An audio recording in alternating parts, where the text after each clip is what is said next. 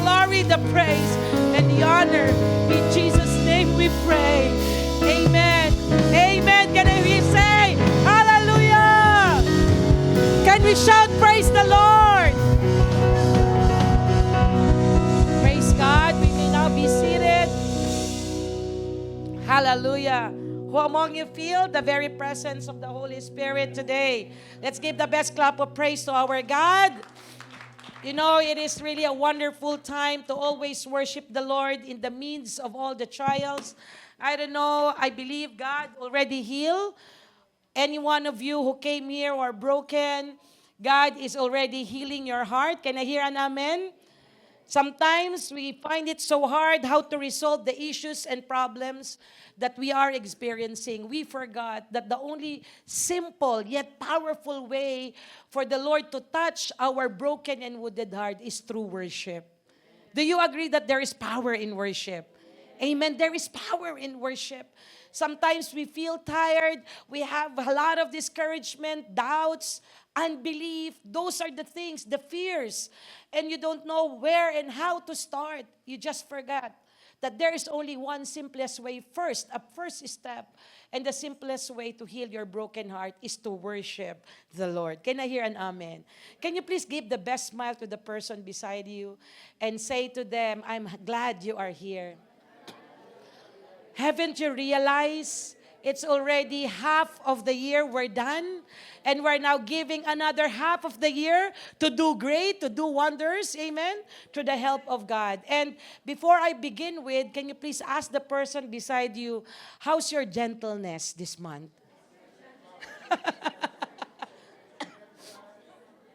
Is our gentleness improving?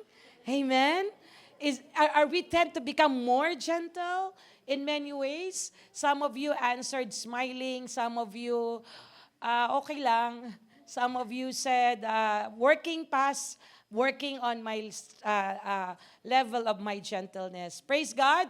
A blessed morning. We are always thanking God for giving us the opportunity to always preach His word, a word that can transform lives. And we're so thankful because our beloved Bishop Brother Eddie Villanueva, through the grace and anointing that the Lord has given to him, until here in Sherwood Park, we're being just a servant of God and trusted again. Tayo po'y pinahiram lang ng pulpito dito. But the power and that corporate anointing belongs to our living God. Can I hear an amen? Amen. Give a high five to the person beside you. Come on, cheer up. Whatever you're going through, amen? Praise the Lord.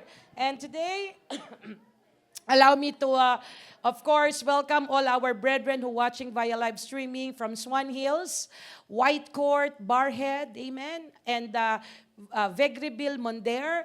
So if you have some of your friends or looking for a family home church, we got a lot of church planting right now. Can I hear an amen? And then just refer to us. We have a lot of friends who are starting our life group on those respective places. So please allow us to reach them out if you have friends and they're looking for a family home church that they can grow, that we can grow together. Amen?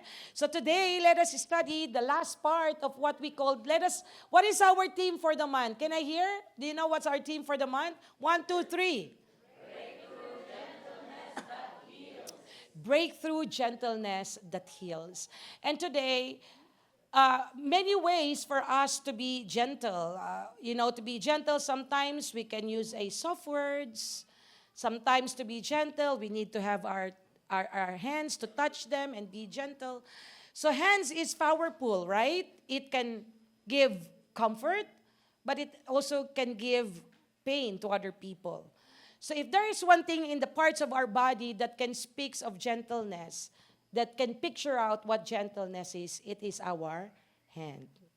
And this is one of the most common, we used to say to all the educators, childhood educator, gentle touch. No hitting, gentle touch.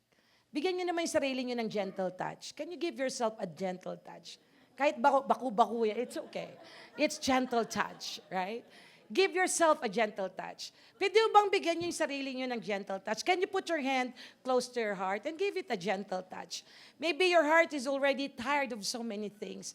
But today, give your heart a gentle touch. And today, because we're talking about a very specific description of gentleness in terms of the parts of our body, we're going to talk about the hands. And today, I want to share to you the message of the Lord, the gentle hands of Jesus. Breakthrough gentleness that heals. So there are moments in our life that when our wounds are deeper, that what others can see, we sometimes carry the pain. Do you agree with me? As I've said, there are disappointments, there are fears and burdens that leaves our hearts. And those hearts seems to be weary, our spirits are trying to longing for comfort. And in those moments, you know what? We don't want somebody to give us a lot of advices. In the season that we are so in pain, we just need somebody to just tap our shoulder. And that is a gentle touch. Can you tap the shoulder of the person beside you and say, it's gonna be okay? Amen. And it's okay sometimes not to be okay. So today, when I'm praying this message 2 weeks ago, I said, Lord, many preachers already give us the powerful message of gentleness. And working in a childcare setting, there was a time that my kids are playing because I have these two dynamic duo, Jana and Bella. They love each other so much.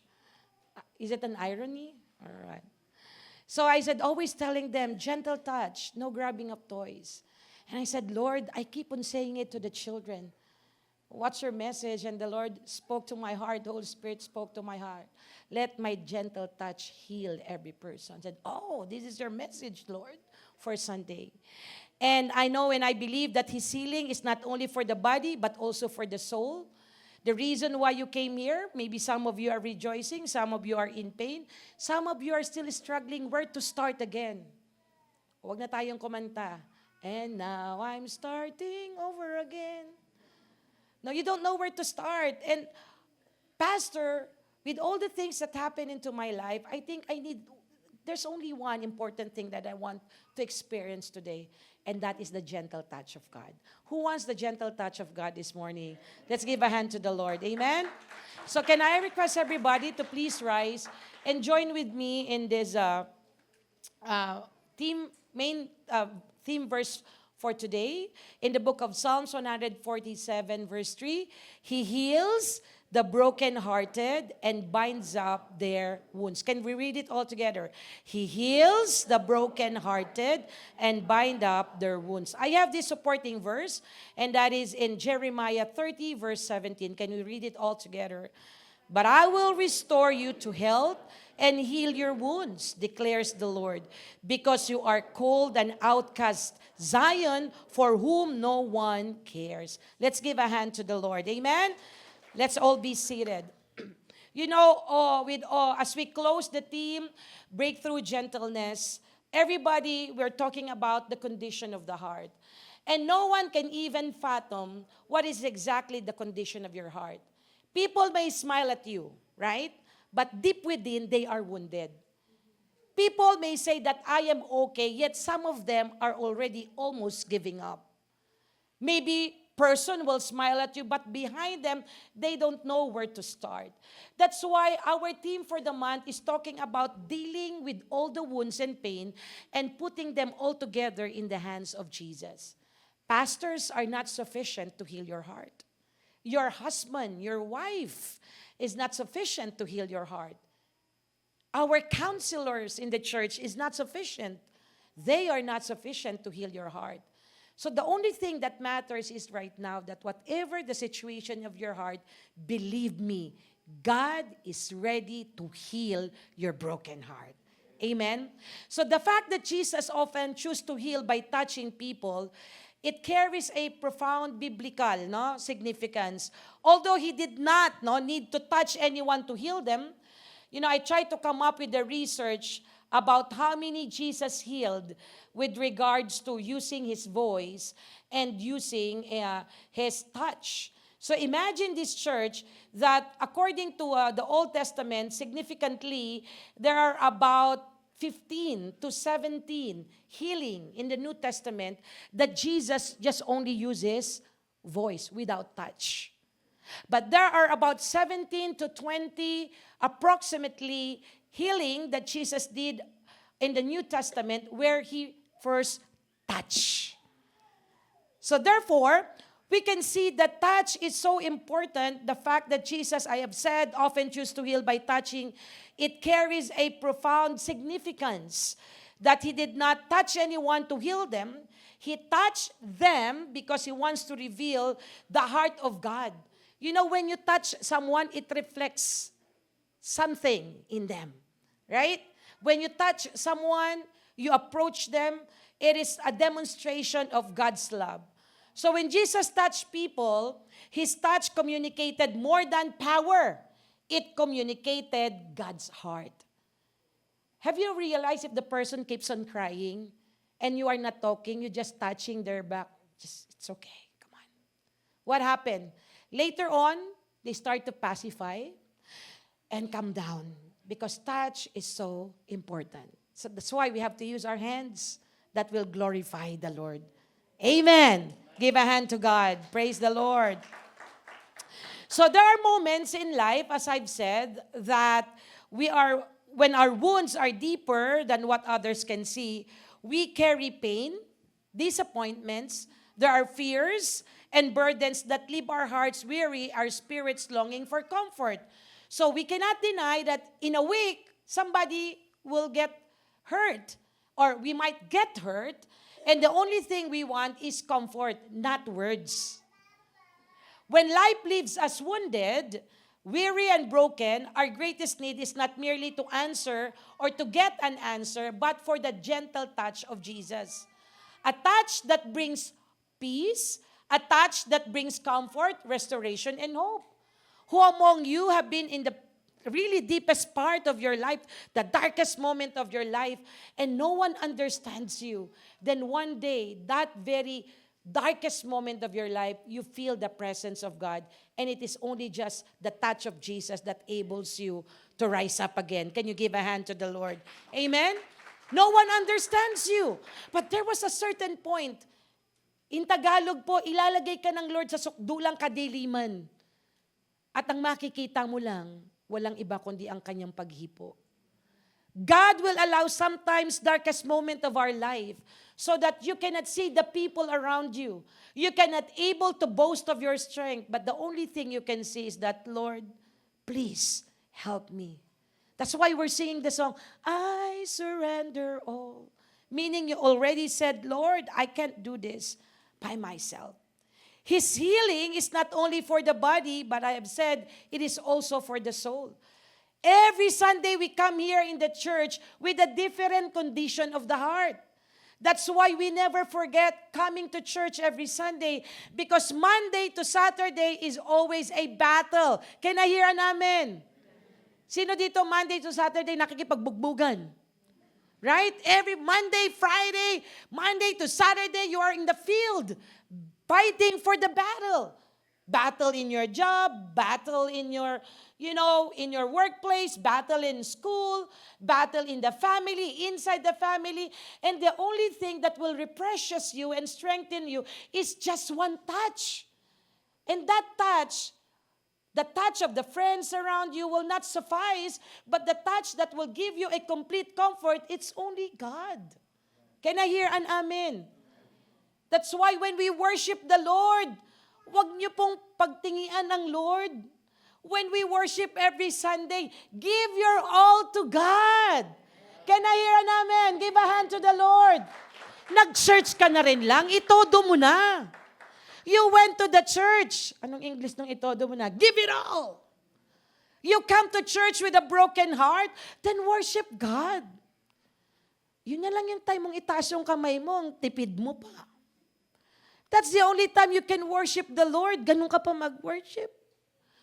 You know what? There is a psychological impression that every time you lift your hand, it releases stress. And you imagine you lift up your hands, you release all the hormones stressed in you, and then there is a word that coming out from your mouth, and the words that coming out from your mouth are the music and worship from God. That's why Sunday is a refilling station. Kaya nahira namin. That's why I say to the person beside you, don't be absent every Sunday. Okay, say promise. Because Sunday is a day we can experience God's refilling. Can I hear an amen? And you know what? Another thing, when you lift up your hands to God, imagine Monday to Saturday, lots of stress. Sino nag-work sa office dito? Mano may pag Sunday, ililift mo, Lord, I release all the pains in my hand. Who among you taking care in the child care services? Come on, kids. Come on, kids. All hands are down. Why not every Sunday give your hand to the Lord? Amen. Praise God. Huwag niyo nang sipatin yung katabi niyo. Ba't di siya nagtataas ng kamay? Hindi na rin ako. Sunday is our individual worship. Sunday is our reloading season. And that is how important the hands are. Napunta ako sa worship. Anyway, I want to introduce 3 important persons in the Bible where they themselves experienced the gentle touch of God. Today, let us study in the book of Mark, chapter 1, verse 40 to 42. Jesus' hand touches the untouchable. Here, in Mark chapter 1, 40 to 42, I request everyone to please read and join me with this. Read it with powerful and with anointing, okay? Ready? 1, 2, 3. A man with leprosy came to him and begged him on his knee, "If you are willing, you can make me clean." Jesus was indignant. He reached out his hand and touched the man. "I am willing," he said. "Be clean." Immediately, the leprosy left him and he was cleansed. You know what? When you talk about the story of having a leper, or what we call a leprosy, a person who suffer of being a leper, in this moment, we cannot find exactly where they can draw such certain hope. Because in the Bible, when you are having this kind of disease, in those moments, these people are what we call outcast, rejected. In their mind, if you have a leper, if you're a leper or having leprosy, sa Tagalog po ay may ketong. Ibig sabihin, you are outcast. Maybe out of your sin, ilalayo ka. You are not allowed to go with the crowd. And that is how hard it is for the part of this man who suffered from leprosy, that how can I touch Jesus or have this feeling of experiencing healing where I am not allowed to be with a group of people. So look at this in my next slide. And before I turn it first, for a while, I'll be back here. So he reached out his hand and touched him, "I am willing." In the first part, you can see there, if you are willing. The leper is not questioning Jesus that he has the power. He believed already that Jesus has the power to heal. But the word "if" is a conditional because he is what? Having this conditional emotions or status if God can touch him. He is not questioning the power of Jesus. He is just not sure if Jesus can touch him because of the culture that if you have a leprosy, you are not able to be with the crowd and being touched. Maybe some of you in your life, you are like this leper person that nobody wants to deal with you because people sees you as a hard person. Nobody wants to talk to you because you keep on making promises to change your life, but you don't. That's why people said, "Don't come to him. That's a bad influence." But I believe whatever kind of life you are in, God can reverse and change that perspective that Jesus can even touch even the untouchable. Now, look at this church. Leper. The leper said, "If you are willing, you can make me clean." That is conditional, uncertain. If you are, meaning it is in the perspective of Jesus. Was there such a time in your life that, "Please help me, if you may, please"? And then later on, you receive nothing from the person? How many times that you have been wounded and come to a person asking you, you're asking for help, and then suddenly they turned you down? How many times you cried and begged for those people? But Jesus responded, I am willing. Say the word, I am willing. It means in the Greek word, telio, meaning intentional. The leper is conditional, but Jesus is intentional. How many times in your life that you felt God cannot touch you because you have a lot of sins, you have a lot of doubts, and yet one day when you worship the Lord, God passed into your presence. God, the Lord passed to you and then touched you and said, Lord, you healed me. I know and I believe each one of us have that experience. We are not worthy, yet God one day touched our lives. So here, we can see that Jesus said, I am willing. Say the word, I am willing. It implies active intention that results in action. So Jesus, here we can see there is what we call a definitive affirmation. I am telling you, if people say they cannot touch you, I can touch you. What is the hardest part of your life that you felt no one can help you? Who among you here in this church felt that, Lord, it seems it's an ending point now? That nobody can work out in this situation that I have right now. I'm telling you, if you feel desperate and no one can even touch your problem because you yourself felt that you are in the ending point, I'm telling you, God can touch your situation. Amen? Let's give a hand to the Lord. We can see that the leper, from doubt, God gave him certainty. From hesitation, God put into action. And from the exclusion, God cleansed him. Life is not easy, maybe in the part of the leper. That's why Jesus touched whatever everyone else avoided. Maraming hindi maniwala sa inyo noon. Many people doesn't believe in you. But God changed the journey of your life and God touched your situation. Can I hear an amen? A man whom everyone avoided experienced the gentle touch of Jesus. Imagine this leper, no one wants to touch him. Alam niyo po, when I'm working in my internship in my college days, I'm a graduate of psychology and we are entitled to do our internship in educational, clinical. And you know what? I went to Dangerous Drugs Board and you can see you can smell really the effects of the drugs when they are being detoxed. And imagine those people who have this leper. Sa Pilipinas, we send them into Tala. Supposed to be, pupunta sana kami doon eh. We're not able to come because of some incident that happened. And imagine the smell, right? I hope mabango naman yung katabi nyo ngayon, of course, right? So, imagine the smell of those leper. The people really want to be out, or maybe accidentally, if the leper is here, you maybe put your clothes or something, and then, I don't want this one. But have you realized why Jesus healed this leper not using just voice? He used his hand to touch. Because things that you seems untouchable to men, God can touch your situation even if it is impossible, to prove that God can make breakthroughs in your life. Amen? Give a hand to the Lord. So before restoring the man's body, Jesus restored his dignity. Many people doesn't want to go and touch that leper, but Jesus himself is the first one to regain back his dignity by touching him. You know what, in life, there are persons, sometimes they don't want so much words to encourage them. Just one touch, just tap of the shoulder, it means a lot to them. And that touch, I believe God will anoint that touch to restore and strengthen the person behind you. Can you please tap the shoulder of the person behind you, at the back, and said, God bless you. That's what we call one touch. Amen?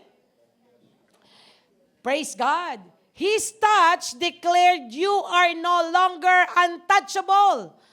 You know, when Jesus touched that leper, it is a declaration to the public that you don't touch this man, but I'm going to touch him. Now he is not anymore what? Untouchable. You can touch him. Rejected or untouchable, demonstrating that Jesus loved, embraced him before his physical healing was complete. So if you're going to read this chapter, Jesus first touched him and then said, you can go. So imagine, Jesus first put back, restored him. How many of you try to ruin your personality? Have you experienced to be betrayed? Have you experienced somebody ruin your personality, your character? There's a lot of character assassination. Yet, when the touch of God happened to this leper, he was able to bring back and restore this dignity. Because gentleness reaches people whom society rejects. What are the things that we have learned from this story? First, number one, his touch revealed God's compassion. Say the word compassion. You can see in verse 41 of the same chapter, said Jesus was indignant. Because gentleness begins with compassion before correction or restoration. There are times we cannot restore the person because instead of comforting, we condemn them. Masyado tayong agresibo. We tend to become aggressive. But Jesus here, Jesus is teaching us that to experience breakthrough gentleness, let that touch reveal God's compassion. Who among you here in the family that is broken? Maybe this is a time for them to have someone who can touch them and listen to them. Before healing the man with leprosy, Jesus was moved. You can see in verse 41, he's moved with compassion. In other translation, he was indignant, meaning the heart of God touches the heart of Jesus and reveal what Jesus wants that time. But sometimes, we became a victim of this, that we are the one who judge our brethren. It's easy for us to judge what we see in the outer scale, but we forgot that there's a lot of things happening inside. And Jesus said, I am willing. Say the word, I am willing. You know what that is, I am willing? Jesus said, I will clean you. I will restore you. The healing began with compassion. It begins with compassion. Jesus' touch communicate you are not anymore untouchable. The leper was restored. You know what? Immediately, when Jesus asked him, don't tell it to anyone, but because the leper experienced so much joy in his heart, he cannot stop sharing the testimony, I am healed, I was restored. And immediately, this leper was restored to his family. Church, how many of us right now, having the season, that there was one season of your life, you came to approach someone that instead of being comforted, there was already judgment. God is just reminding us to strengthen the power of gentleness that heals, breakthrough gentleness. This is the time that the Lord wants us to open our 2 ears. Hello? That's why, that's the purpose. God gave us 2 ears and only 1 lips, so the lips will be quiet first and learn to listen. And that is a sign of gentleness. Let's give a hand to the Lord. Amen? Letter B, his touch to the leper demonstrated God's nearness. You know what's that nearness? When Jesus healed the leper, he might say, be healed. Be healed. Right? I remember when there was we went to a place where there is one attack by depression. And I brought 2 of our leaders to deliver the person. And that person said, you're scared. Because the person was oppressed. You're scared. And my 2 leaders said, no, we're not scared. Pero umatras sila, we're not scared. I'm just joking. But there was such an experience for them. You know what Jesus did? Instead of giving a space God take the time to get closer to the leper. Did you feel that somebody in your life already drift away from you because they don't understand your situation and you are broken? I'm telling you, Jesus is near to the broken-hearted. Let's give a hand to the Lord. Amen? Throughout the Old Testament, many people feared approaching God's presence because of His holiness. God is holy. Yes, of course. In Jesus, God came near, the Word became flesh and dwelt among us. John chapter 1 verse 14. His touch filled God's shepherd heart. A shepherd doesn't care for sheep from a distance. Alam niyo po yung shepherd, that's why yung ating logo, you have the shepherd staff, right? He's close to the brokenhearted. When you are a shepherd, you go close, near to your sheep and understand their situation. Sometimes we forgot that we judge and see the person's sickness on a different perspective. Kaya nagkasakit yan, pasaway. Ay, kaya nagkakaga. That's why his life is like this because blah, blah, blah, blah. We forgot that there is something within that person.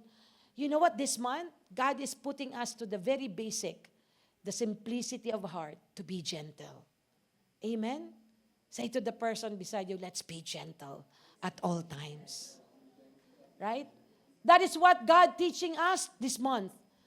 So Jesus, His touch demonstrated God's nearness. That's why the Lord said, draw me nearer to you, nearer to you. Fill my life with your presence the way you want to, till my soul is ablaze. Each and every day, draw me nearer, nearer to you. Can we sing it one more time? Draw me nearer, Lord, and draw me nearer to you. You need someone to get closer to you. Pakinggan mo naman ako, but nobody listens to you. But it is the Lord's presence. It's more than enough to listen to you. Till my soul is ablaze, each and every day, draw me nearer, nearer to you. Letter C, His touch produces restoration. You know, when the Lord touched that leper, immediately, aside from bringing back his dignity, He restores everything. And the touch, and touched the man in verse 41, His touch communicated gentleness that pointed to the greater healing of salvation. Jesus didn't just heal his physical diseases. He healed his wounded heart. Imagine how many years walang lumalapit sa Kanya. Who among you experience when you are in your workplace, nobody's talking to you. Nobody wants to be with you. And then you will ask to yourself, saan? Saan ako nagkamali? Where, Lord? Where are the things? What are the things that I've done to these people? Why nobody's talking to me? Why everything is against me? Then you will try to reflect. You know what? God will restore you. Jesus could have healed the leper with only spoken command. Be healed! But instead, He chose to touch, because that touch of Jesus was not just a word that could not say you're healed, but that touch speaks of you are loved, you are blessed, you are accepted, you are valuable. Amen. Give a hand to Jesus. And that is the purpose of the church. Kaya when people are here, don't be just around with the same people you're being with. Go to the person. Pwede bang lumingat nga kayo? Mag-hi kayo sa hindi nyo gano'n nakakausap ngayon. Hey guys, say hi. Don't just be around with the same people. Say hi. Right? O tinan nyo, iba kumakaway pa from dulo. Hi. Hi. Don't just be with the same people. Because God wants to restore that you don't know that your one hi can even touch their heart. Huy, hinay niya ako. May friend na ako. The church is a place of comfort and a place of encouragement. Though sometimes it might be a place of hurting. But I'm telling you, in this church, we are still in progress. We are still being renewed and being equipped by God. Letter D, His touch affirmed the worth and dignity of people. Jesus sent him away in verse 43. His touch was not merely physical healing, it restored identity. And the Lord said to the leper, starting today, you are not just compared to the blind, to the deaf, but you are restored, you are healed, you are now anew. You have a new life, a new spirit. You matter to me. That's what Jesus said to the leper. Because I believe healing, when Jesus touched this leper, He doesn't want to give a physical healing, but even restoring even inside his life. You know, the wounds physically, it can be healed. Depending, right? It can be healed fast. But the hardest and the longest time to heal is the wounds inside. Kaya nga yung iba, yung nakasakit sa kanila na nailibing na, masama pa rin loob nila. Hello? Many of us, people who hurted you, nakalibing na. The person who hurted you is already 6 feet below the ground, still you're hurting. And that's what the enemy wants. But today, I'm telling you, the Lord is telling you, He's ready to release you from all the pains and bitterness. Because God wants you to pour out more blessing into your life. Amen? Praise God. Why? Because Jesus never needed His hand to heal. But He often chose to use it because people needed more than a miracle. When God touches that leper, it's not only physical healing. He wants to heal every areas of his life. Who wants breakthrough over all the areas of your life? Give a hand to the Lord and say, I want that, Lord. Amen? They need to experience the love and compassion, acceptance and nearness of God. His touch ministered to the wounded that the medicine could not reach.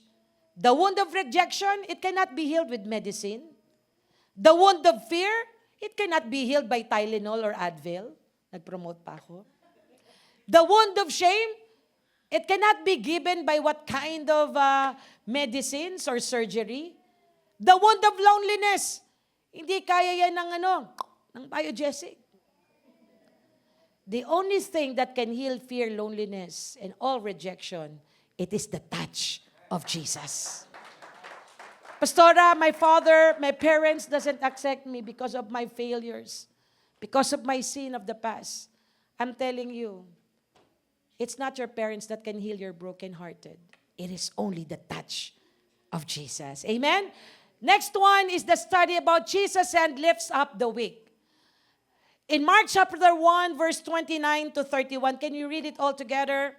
As soon as they left the synagogue, they went with James and John to the home of Simon and Andrew. Simon's mother-in-law was in bed with a fever, and they immediately told Jesus about her. So he went to her, took her hand, and helped her up. The fever left her, and she began to wait on them. Can we read the word again? Went to her, took her hand, and helped her up. So you know what? When I'm reading this, indeed the Bible is very versatile. The Bible is so dynamic because even our relationship to our in-laws is being discussed here. Who among you here have in-laws? But nawala ng iba? Who among you have still in-laws? Buhay man o patay. Amen, right? The Bible teaches that we need to take care of our in-laws. Can I hear an amen? Yan. Kaya pag di nyo minamahal ang in-laws nyo, mag-repent na kayo. The Bible is telling us to love our in-laws. Because Peter himself, they're busy doing evangelism, yet he heard the news. They need to go to the house of Peter, meaning Peter ay may asawa. Mother-in-law indicated here that Peter was married. So that's why, sabihin natin, I love my in-laws. Say it with love and passion. I love my in-laws. If your in-laws are here, look at them eye to eye. Come on, come on. If your in-laws are here, look at them eye to eye. I love you, mother-in-law. I love you, father-in-laws. Right? The Bible's teaching us to love them. And Peter said, my mother-in-law is sick. Just paraphrasing. Because that time, a fever in the ancient world could be serious. Potentially life-threatening po ang fever nung panahon na yon. And effective medical treatments were limited that time. That's why the disciple immediately, they said immediately, meaning they need to be hurry. There's a fever. Eh ngayon, fever, ano lang? Advil, Biogesic, Tylenol, done. But before, no. And take note, Jesus did not use any kind of medicinal plants. He did not use any way or gesture just to heal. He said, and touch. Say the word, touch. Ano ang itsura ng may lagnat? Shivering. You can't eat. Shaky. Weak. You know what? There will be season in our life that nobody understand our weakness. There will be season in our life that no one understand the shivering moment of our life.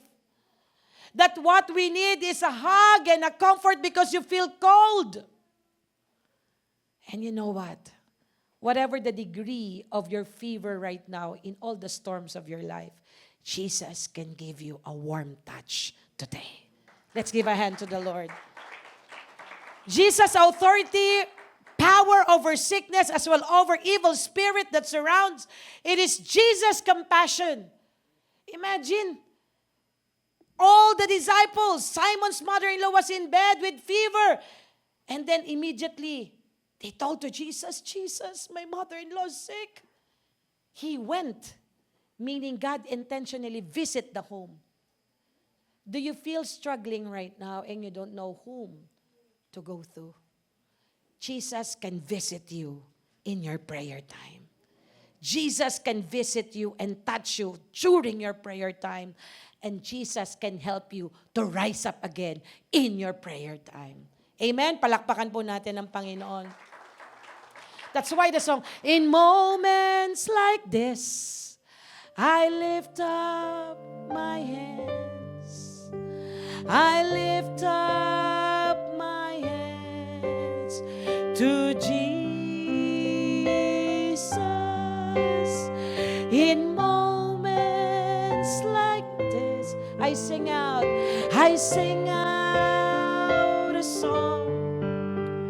I sing out a love song to you. Singing, I love you, Lord. Can we lift our hands? Singing, I love you, Lord. Singing, I love you, Lord. Singing, I love you, Lord. Touch the hand of Jesus. Singing, I love you, Lord.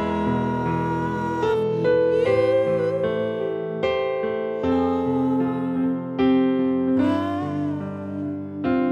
love you, Lord. You know, when Jesus touched Peter's mother-in-law, this is a personal touch. Sometimes we are seeking for gentleness from other people and we fail. We forgot that the very basic thing to experience the comfort, the peace, for you to be understand, it's no other than the presence of God. Kaya nga masarap mag-worship eh. Imbis na magmukmuk ka, instead of being grumpy, instead of complaining, instead of seeing all negative things around you, why not worship and ask, Lord, I need your personal touch. Nilalagnat ako ng asar. Ang taas ng lagnat ko sa irita ko sa kaibigan ko. I got this high fever of frustrations, uncertainty. I am mad of what's going on in my job. Kaya high blood ka. You just need the personal touch of God. Kaya aawitin mo in moments like this, Lord. Kung nagkakaroon ako ng, ano yung mataas ang fever? Kumbulsyon ng galit. If I have this convulsion of galit, convulsion of fear, Lord, I will just sing this song. And singing, I love you, Lord. Singing, bago na, hindi na yung isa. Hindi na let me linger. Singing, I love you, Lord naman. Amen. Singing, I love you, Lord. Amen. If people keep on judging you, they don't understand you, Lord, yung pagmamahal mo, maintindihan ko.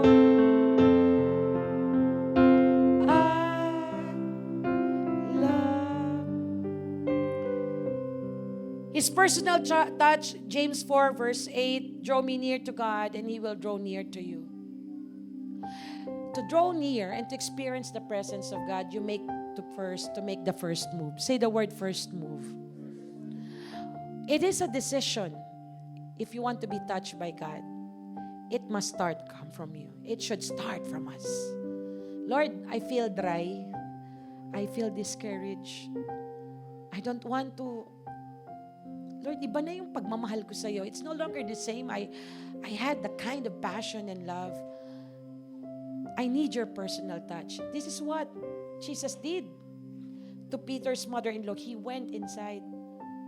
Kasi may nag-approach sa kanya. Immediately, Jesus, come. Because Peter, Simon, they're asking, please. Because mother-in-law cannot go stand up. They're weak. How many among here are weak today? How many are in the bed of fever, of fears, doubts? God can touch you today. His touch lifts people up. Hindi ka lang pagagalingin ni Lord. Itatayo ka pa ni Lord. How many of you fell down of so many trials and testing? Keep on going back to zero. You're standing up, back to zero. Standing up, back to zero. Lord, please. I'm tired of starting again and again. You know, when Jesus touched the mother-in-law, Jesus raises people from weakness to strength, from despair to hope, from helplessness to purpose. Hindi mo alam kung ba't ka pinabalik-balik ng Lord yan? Why the Lord put you back over and over again to that situation? Look at on a different perspective, because your situation will be used by God to become a testimony to the other people who experience the same of your situation. Just look on the perspective that God can rise you up. Ang hirap, pastor eh. Lagi na lang akong bumabalik uli. Because you're doing it with your own strength. Strength comes from God. Your part is to make a big decision. Lord, I surrender all. What this song says? Alam niyo po yung awit na yan?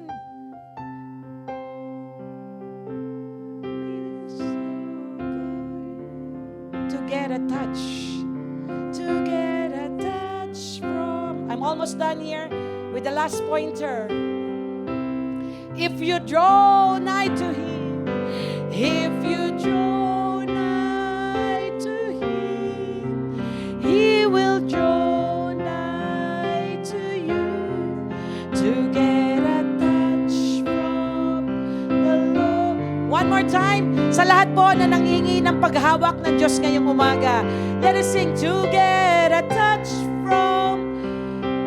Maring you're asking, Lord, touch my husband, touch my wife, touch my children, touch my financial situation. Lord, touch my relationship to my parents. You need a touch today. God will lift you up. He will draw nigh to you to get a touch from the Lord. Let's give a hand to the Lord. Tunay pong buhay ang Diyos. Jesus, help her up.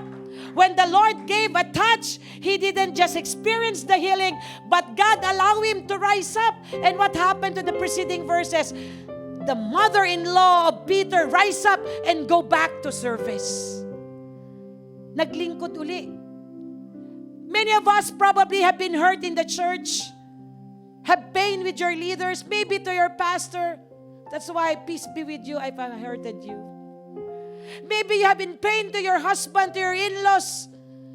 Never stay on that pain, but rise up, be healed, experience the touch of Jesus, and go back to serve. Can I hear an amen? Psalms 145, verse 14, the Lord upholds all who fall and lifts up all who are bowed down. The Lord is ready to heal you and restore you.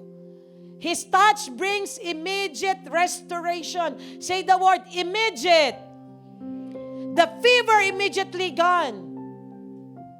When you take Tylenol, Advil, you have to wait after 6 hours, 4 hours to subside, right? And then you have to repeat another follow-up. Am I right? Another probably observe 4 to 6 hours until the fever 24 hours is gone. But you know what? Advil, Tylenol, Biogesic, whatever kind of paracetamol has no power when Jesus touched your life. It doesn't need 24 hours, 6 hours. God can give immediate healing today and restore you to all your broken hearts. If you will just allow the touch of Jesus.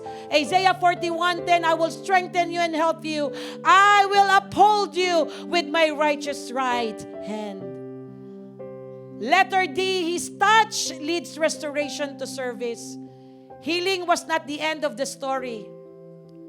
Restoration prepared her for the ministry. That's why after the healing of Peter's mother-in-law, he went back in service. Nag-serve siya uli. Parang walang nangyari. You know what, when I am sick, Brother Leo was always telling me, let's go to the church. Kasi daw pag nasa church ako, para wala akong sakit. Pag nasa bahay ako, tagang, you know what, you want your mom not to get sick? She's sick right now. Bring her to the church. Because why? Because I felt strengthened when I was surrounded with wonderful people. Amen? God will restore you in service. How many times you fell? You have a lot of discouragement. And you don't want to go back to serving God, to serve the Lord, because you are in pain. Ephesians chapter 2, verse 10, for we are God's workmanship, created in Christ Jesus to do good works. When you're sick, stand up because you are expected to do good works. Can you say to the person beside you, you are expected to do good works? The passage is a reminder that even we are hurting, we have still a purpose, that amidst of all those pain, God will use those pain to lift other people. Amen. Give a hand to Jesus. The hand of Jesus does not merely heal. It raises up people to serve again. For His touch turns weakness into strength. He raises us to a new life of purpose. His gentle touch transforms weakness into worship and restoration into service. The gentleness of Jesus, notice how gentle Jesus is. There is no public spectacle. He went to the home, recovered the sick. No harsh word, no dramatic display. He quietly enters the home of Peter's mother-in-law and take her hand, help her up, and restore her. The reason why God cannot heal our broken heart, because when God already touched your heart, you resist. Already God entered into your home, and that is your heart. Then help yourself to recover. Don't stay there too long. Kapag may problema, wag mag-park. Daanan lang. When there's trials and storms, say to the person beside you, no long parking. When there's a lot of trials and testing, no long parking. It's expensive, right? It's expensive when you got a ticket. Last but not the least, Jesus restores the broken. Mark 8:22-25. They came to Bethsaida, and some people brought a blind man and began to touch him. He took the blind man by the hand and led him outside the village. Say the word outside the village. When he had spit on man's eye and put his hand on him, Jesus asked, "Do you see anything?" He looked up and said, "I see people. They look like trees walking around." Once more, Jesus put his hand on the man's eyes. Then his eyes were opened, his sight was restored, and he was everything clearly. Three things that I want to point out here. When God healed that blind man, Jesus' touch breaks isolation. Yung pakiramdam mo malayo ka, isolated ka. When the Lord touch you, He will break that spirit of isolation. Jesus can restore your dignity before mobility. Every time Jesus heals, ang una niyang ibabalik yung personalidad mo. Hello? Every time you are in pain, the first thing God will always do, Jesus will do, is to bring back first your identity, that you are a child of God, that you are favored, that you are loved. Because if you feel that you are not loved, how can you become a recipient of His miracle? That's why, Pastora, can God use me even I'm a sinner? Yes. He died on the cross for you. Because gentleness restores person's dignity before it restores their condition. Maybe some of us are still searching for peace while you're busy. God is watching you. Alam niyo po, may sakit na ito, the blind man waiting for the pool to move.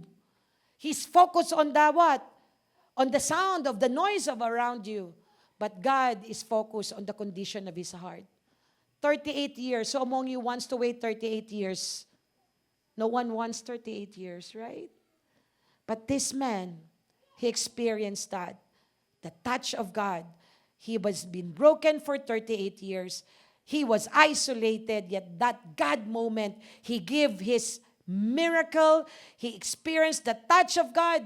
Pansinin niyo po yung chapter na binasa natin. He didn't immediately receive the miracle. It was progress. Kaya wag mainip kapag may prayer kayong hindi pa nagaganap. Be patient. Amen? Here, God didn't say, be healed, and he immediately healed. No. There was a second part. Jesus touched his eyes. What does it mean? When God sees your brokenness, and you need to wait and understand the process, trust Him. Because God's touch can break isolation. God's touch, Jesus' touch, can restore your dignity and mobility. See today, His touch gave way to what? Listen to the man's pain. Sabi na niya, what do you want me to do to you? I've been here for 38 years. Every time I want to go to the pool, somebody will go ahead of me, and then I'm gonna wait. Do you know what? Whatever your rant is, Jesus is ready to listen. Can I hear an amen? Sino dito na madalas nagrarant kay Lord? Lord, kasi ganito, Lord. Alam mo, Lord. Siya, Lord. Tapos, Lord, ako, Lord, siya, Lord. You know what? The Lord is listening to us. And sometimes, kailangan ilabas ang sama ng loob. Sabi mo sa katabi mo, kailangan maglabas ng sama. You have to rant and bring out everything. Because, listen, church, if you keep on ranting, and you still keep going to get closer to God, napifilter na ang lumalabas sa bibig nyo. Nagiging tama na ang prayer nyo. Amen! When you are ranting to God, God is listening. He's interested to all our rants. Until you keep on praying, and then when you listen, until you keep on listening, and then pray, ranting. Jesus, the Spirit of God is watching, listening. And when you sense the touch of God, later on, iiyak ka na lang, Lord, sorry, ba't ko nasabi yun? Lord, sorry, why did I say that? It's wrong. Then later on, you start to filter your words, and your heart is now aligned to the will of God. Alam niyo po yung mabilis makarecover? Yung nagre-release ng forgiveness. The person who immediately receive recovery is the one who releases forgiveness. Give a hand to the Lord. His touch did not focus on excuses. Pwede nga sabihin, no? Jesus can said to the blind man, ang dami mo namang sinasabi, pagagalingin na nga kita. Sometimes we just need people to listen to us. We just need a catalyst. We don't need words from them. Do you agree with me? If somebody will just listen to you without any judgment, right? Can you say to the person beside, I'm ready to listen to you without any judgment? Amen? Palakpakan natin ang Lord. Hallelujah. I'm almost done. So Jesus restored dignity and mobility. Why? Because sometimes Jesus heals in stages, but His hand never leaves the process unfinished. Gentleness is patient with our journey, and that is how Jesus worked in our lives. Let me end with this final reflection, church. Who needs acceptance before correction? Sometimes it's hard to correct people, right? They just need acceptance, and acceptance is gentleness.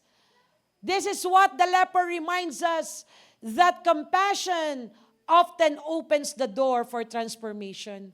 The person that is broken, they don't need first rat-tat-tat-tat-tat. The person that is broken, they just need first understanding and acceptance. And you don't know, but using your listening ears can even transform their lives. Who needs encouragement before expectation?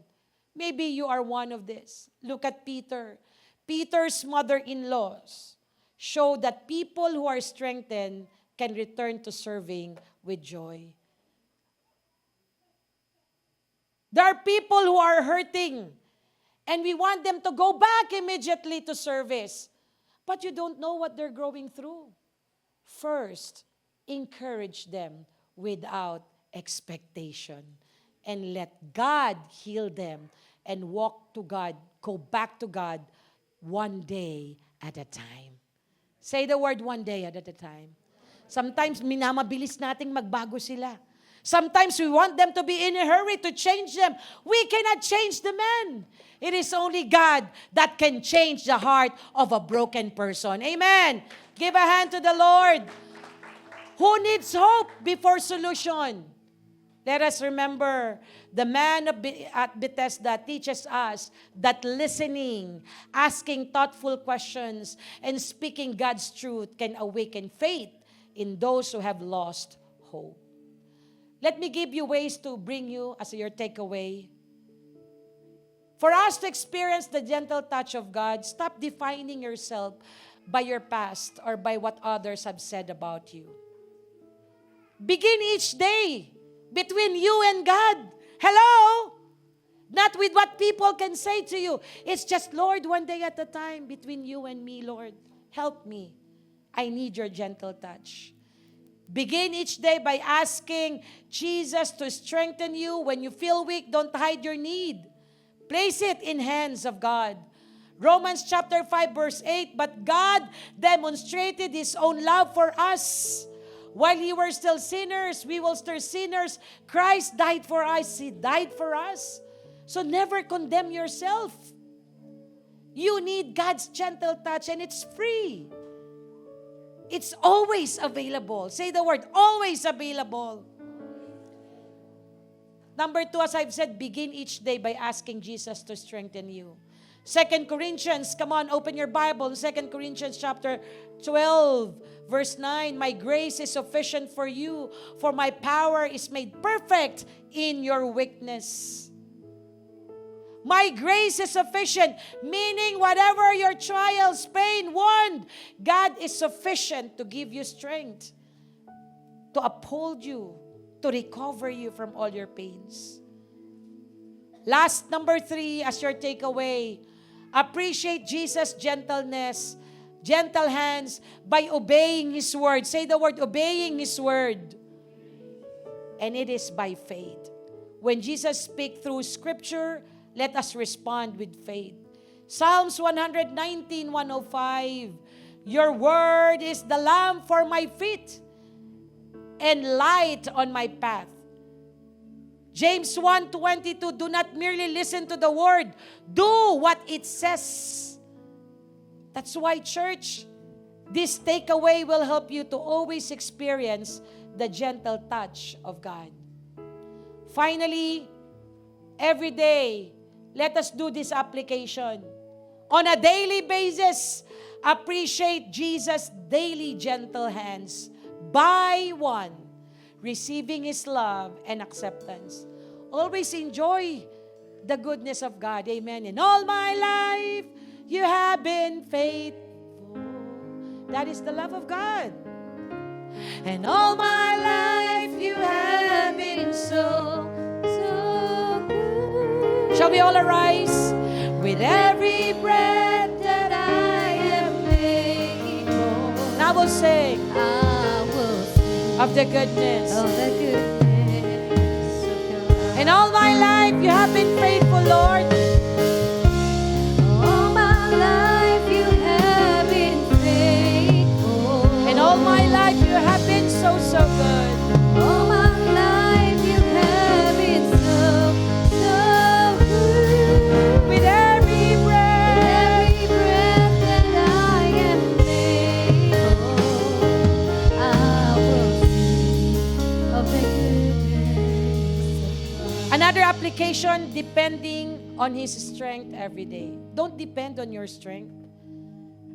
Pag sarili po natin, papalya talaga tayo. If you trust in your own strength, if we trust in our own ability, I'm telling you, along the way, you will fail. Because we are insufficient. We are inadequate. We cannot change our family. We cannot change our situation. But God can do it. He can change the situation in our favor. Just one touch of God. Amen?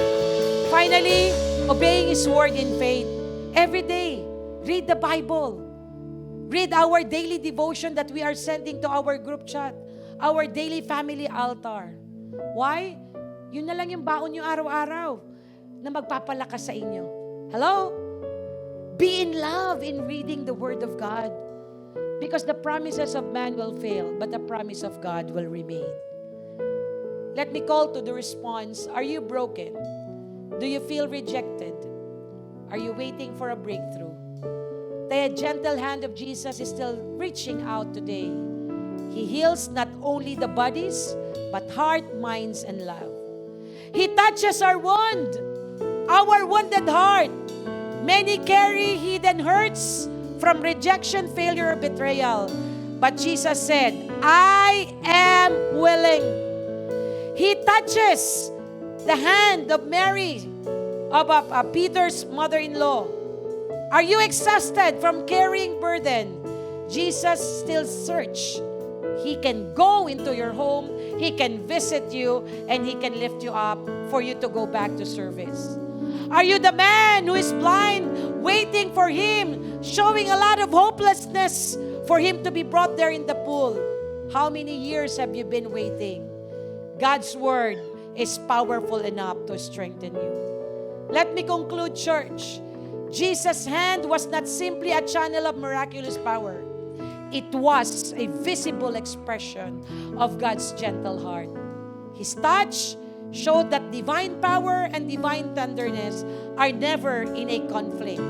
In Christ, the strongest hand is also the gentlest hand. The gentleness of Jesus is not weakness. It is the power of God expressed through compassionate hands that heal, restore, lift, and save. Shall we bow our head? Always remember, church, that the gentle hand of Jesus do more than to heal our wounds. He can restore your heart, rebuild again your broken relationship to your family, to your churchmate, to your workmate, to your classmate, to your best friend. The Lord will lead us into a life of wholeness. That is the breakthrough that truly heals. Lord, today, allow our hearts to be healed. We want to start today, Lord. I want you to put your hand close to your heart. I don't know all your pains and hurt, but let us ask the Holy Spirit to come down and heal us so that we can end this June theme, breakthrough gentleness that heals. You can never move forward if you are still wounded. You need healing today. And if you want that, put your hand close to your heart. Let this be your gesture. God can heal you. Holy Spirit, come down on me. Come down on me. Come down on me. Come down and heal me. Come down and heal me today. Holy Spirit, come down on me. Come down on me. Come down on me. Come down. Come down and change me. Come down and touch me today. I need, Lord God, your presence. I want you to give your personal prayer. I want you to just tell to the Lord, Lord, nire-release ko po yung mga taong nakasugat sa akin. I want to release this person to you. They hurted me so much, but I want to start the new beginning in my life. I want to be gentle first to my heart by releasing forgiveness. Calm down, Lord. Calm down. I cannot give what I don't have, Lord.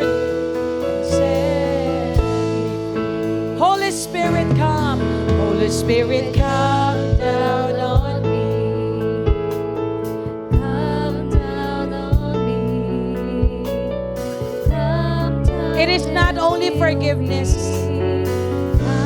Maybe you are tired of all the things that's happening in your life. Holy Spirit, come down. And you become harsh to your own self. Come down. That causes you uncertainty, fear, unbelief. Today the Lord heals your heart, restore you, and give you healing. I need, oh God. Come on, sing to the Lord. Let us close the month of June by healing our wounded heart and receive the gentle touch of God. You're awesome. Come down. Come down. Come down. And now let us lift our hands and surrender everything to the Lord. Lord, I'm ready now. I need your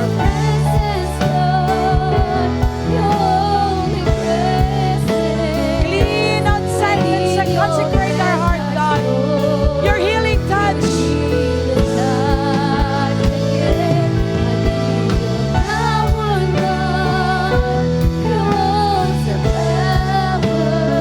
Calm down. Heal me, Lord, from all these pains. And I surrender my life to you, God. And set me free. Let us sing it softly as I pray. Father, today, your people are lifting up their hands. I don't know deeply all their pains and wounds, even to those who are watching to us via live streaming. God, maybe the pains came from their past mistakes, or the pains are just the product of their wrong choices. Today, Lord, we want this wounded heart to end up. We need your spiritual surgery. Allow us to release forgiveness so that we can be gentle first to ourselves, and we can now extend love, forgiveness, and gentleness to other people. If our heart seems to be dry, we already have decreased our passion, our commitment in serving and loving you. Let us be reminded of all the people, like the mother-in-law of Peter. She just needs your gentle touch, and he restored her service to you. Whatever the condition of our heart, maybe long season of waiting of our prayer requests that remain unanswered. Today, Lord, allow us to enjoy that process. Like the blind man who's keep on waiting in the Bethesda pool. You are just watching on how we respond to the waiting season. And I know, Lord, your gentle touch is more than enough to heal, give us strength in those journey of waiting, And we believe we will be set free, Lord. We will end up the team Breakthrough Gentleness that heals this month, believing God that we will carry this spirit of gentleness in the coming days of our life. We want that gentleness be manifested. Heal those who are wounded. Breakthrough, Lord, healing for those who are sick. Restored relationships that are wounded and broken. And Father, heal our hearts so we can serve you more and honor you. I pray for breakthrough financially, breakthrough, Father God, in all their job opportunities, breakthrough in their status here in Canada, breakthrough, Lord, in their job, increase job opportunities that can continuously honor and praise your name.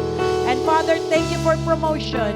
And even God, thank you for your divine protection to each and every one of us. We give you praise, we give you glory. In Jesus' name, amen. Presence, Lord. Your holy presence. I need your fresh touch, Lord.